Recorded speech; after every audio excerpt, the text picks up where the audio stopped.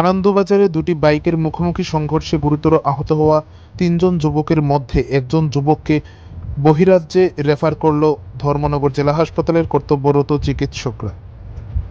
16ই August বুধবার রাত আনুমানিক 9টা নাগাদ উত্তর ত্রিপুরা জেলার জেলা সদর ধর্মনগর শহরের ধর্মনগর জেলা হাসপাতালের কর্তব্যরত চিকিৎসকরা আনন্দবাজারের বাইক দুর্ঘটনায় আহত হওয়া এক যুবককে বহিরাজ্যে রেফার করে।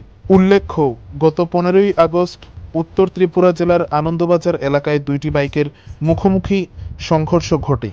এতে 3 যুবক গুরুতর আহত হয়। এই ঘটনার খবর পেয়ে ধর্মনগর দমকল বিভাগের কর্মীরা ঘটনাস্থলে ছুটে যায় এবং আহতদের ধর্মনগর জেলা হাসপাতালে নিয়ে আসে চিকিৎসার জন্য। সেখানে হাসপাতাল সূত্রে জানা যায়, আহত 3 যুবকের অবস্থা খুবই গুরুতর ছিল।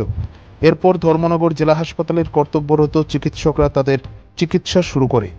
16ই আগস্ট বুধবার ওই 3 জন যুবকের মধ্যে একজন যুবকের অবস্থা গুরুতর হওয়ায় অবশেষে ধর্মনগর জেলা হাসপাতালের কর্তব্যরত চিকিৎসকরা ওই যুবককে বহিরাজ্যে রেফার করে বলে জানা যায়।